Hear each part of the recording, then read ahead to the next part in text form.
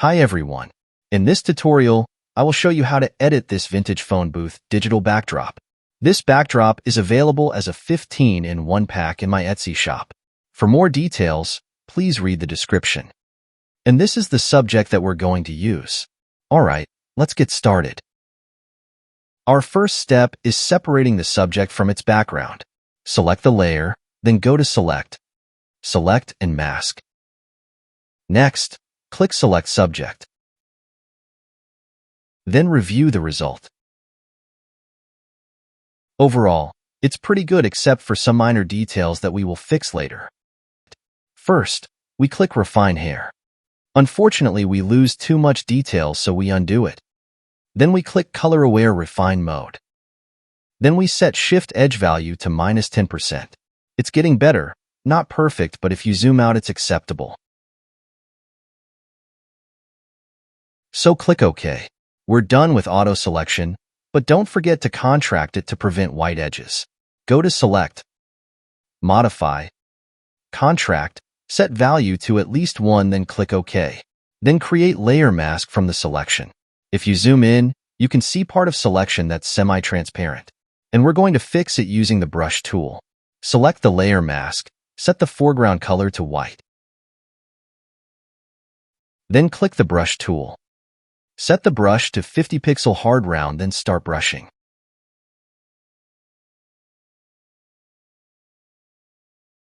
You can shift-click on the layer mask to temporarily disable it if you need reference. You can still edit the mask while the layer mask is disabled. To save time, I will fast-forward this part.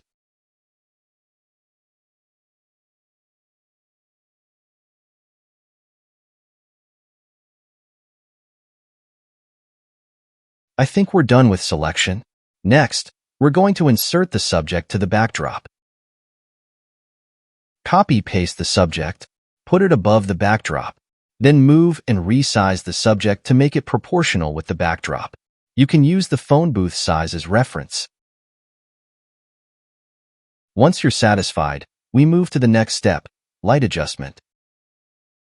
Right now, our subject looks out of place because they have different light, saturation, and color. That's why we're going to adjust it to make them blend naturally. To adjust the light level, we need to make 2 adjustment layers to help us. Create a black and white adjustment layer and a level adjustment layer. Make sure to put them on top. Select the level adjustment layer and slowly drag this marker to the right to see the light composition of our image. Ignoring the white skirt, we can tell that her clothes disappear along with the backdrop, which means they have similar light level, and it's good. But her face is still visible, and we need to tone it down by reducing its brightness. Create a curve adjustment layer and clip it to the subject.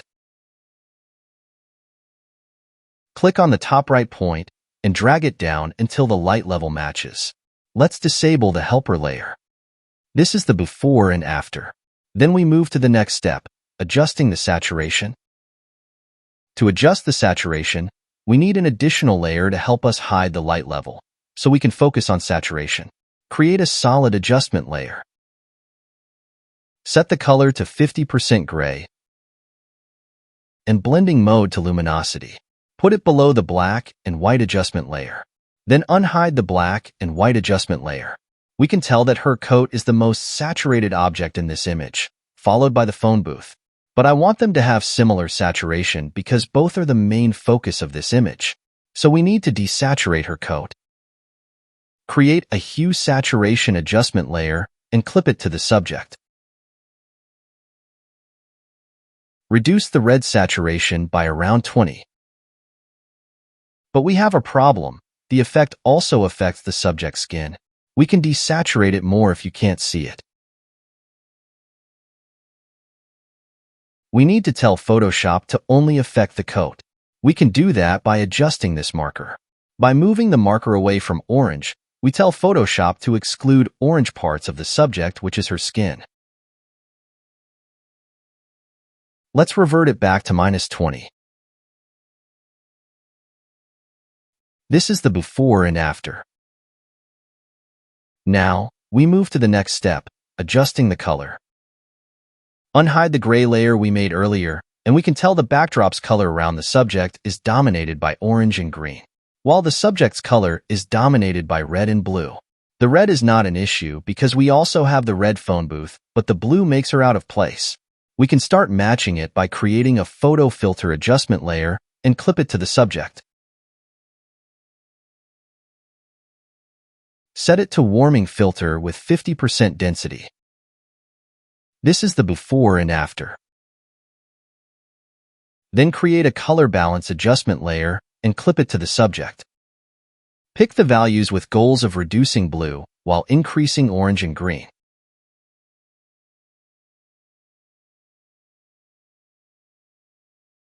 This is the before and after. Now that it no longer out of place, we move to the next step, adding shadows. There are multiple shadows I want to add to this image. I will just go to the finished file so you understand what I meant. First is foot shadow, which is right beneath her feet. Second is ground shadow to make the ground less appealing, so you're more focused on the subject. Third is cast shadow from the lamp on the top left. Fourth is shadow on herself, which also because of the lamp. This is what it looks like with all shadows turned on. We will start with the foot shadow. Create an exposure adjustment layer and put it below the subject. Set the exposure value to -5. Click on the layer mask and invert it. Set the foreground color to white, then click the brush tool. Set the brush to 100 pixel soft round.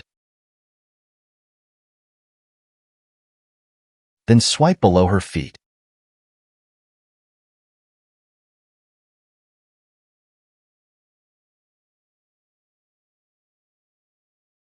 This is the before and after. Next, we're going to create a ground shadow. Create an exposure adjustment layer and put it below the subject. Set the exposure value to -0.5. Click on the layer mask and invert it. Set foreground color to white, then click the brush tool. Set the brush to 1000 pixel soft round. Then swipe around the ground.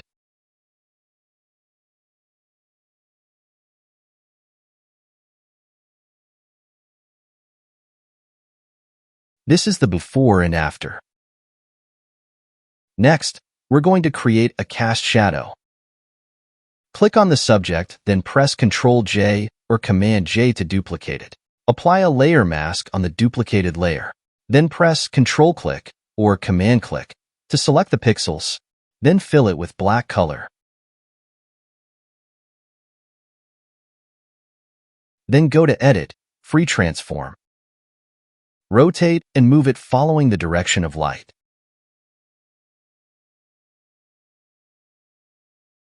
Click Enter when you're done, then go to Select, Deselect. A shadow should be blurred, so go to Filter, Blur, Gaussian Blur. Set the radius value to 50 pixels, then click OK. And a cast shadow should fade the further it is from the subject, and we will use a gradient mask for it. Select the cast shadow layer, create a layer mask for it. Click on the gradient tool, select radial gradient. Then click and drag from her feet. If your result is different, you might need to toggle the reverse option. Then reduce its transparency to 60%. This is what the shadow looks like without the gradient mask. And this is the before and after. Next, we're going to create a body shadow. Create an exposure adjustment layer and clip it to the subject. This shadow will be subtle, so we start with high value to make it visible. Set the exposure value to -5. Select the layer mask. Click on the gradient tool. Select linear gradient. Uncheck the reverse option. Then click and drag from the street lamp up to the ground. Then reduce the exposure value to -0.5. This is the before and after. We move to the last step, final adjustment.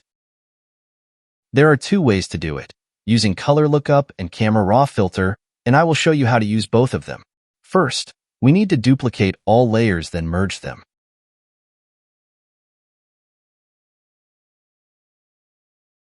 Then duplicate it again. We will apply color lookup to this one and camera raw filter to the other one. We will start with color lookup. Just create a color lookup adjustment layer, clip it, and select any filter you want.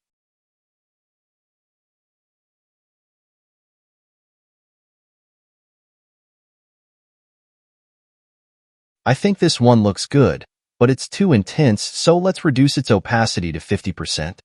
This is the before and after. The other method is the camera raw filter. Hide the result of color lookup, select the other one, turn it into a smart object so we can change it again later. Then go to Filter, Camera Raw Filter. Feel free to play around, or you can copy my style that I've made earlier.